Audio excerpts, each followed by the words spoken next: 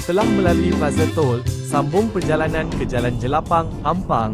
Jalan ini akan membawa anda lebih dekat ke pusat bandar Ipoh. Sepanjang perjalanan yang saya rakam pada malam ini, hujan masih lagi turun dari awal perjalanan saya di Perai Pulau Pinang hingga ke Ipoh Perak.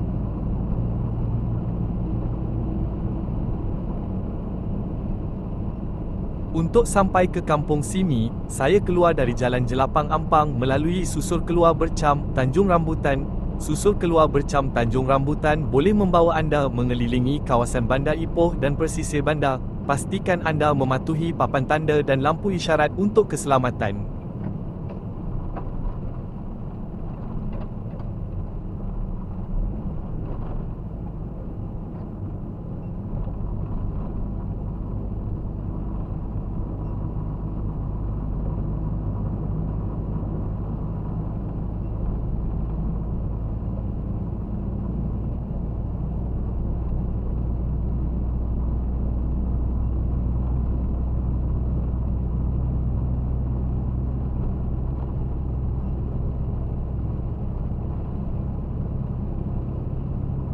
Dalam perjalanan di sekitar kawasan bandar, terdapat beberapa simpang dan laluan yang perlu diperhatikan untuk memastikan perjalanan yang lancar dan selamat.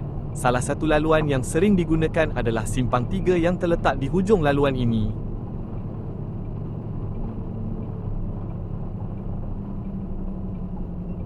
Pastikan tiada kenderaan lain yang datang dari arah kiri sebelum membelok ke kiri. Ini adalah langkah penting untuk mengelakkan kemalangan dan memastikan keselamatan semua pengguna jalan raya.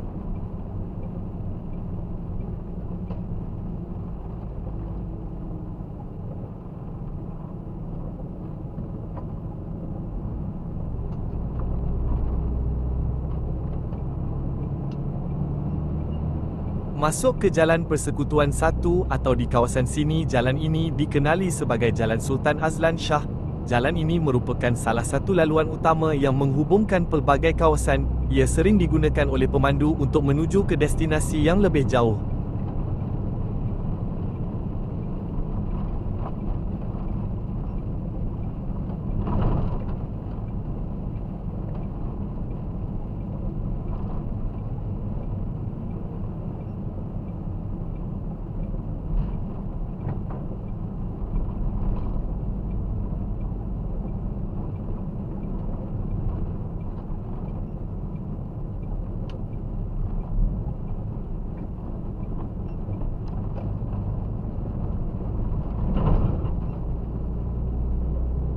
Jalan kompleks sukan yang panjangnya hampir 3 km ini direka untuk menampung aliran trafik yang sederhana.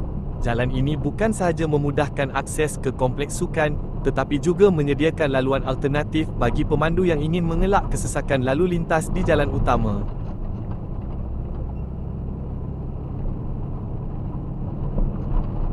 Terdapat dua bulatan di jalan ini. Jika dari arah laluan saya, bulatan pertama mempertemukan Jalan Leboh 1 melalui Susur Keluar kedua. Selepas bulatan pertama, bulatan kedua mempertemukan Jalan Datuk Lau Fak Kuan dan Jalan Azali Jawi.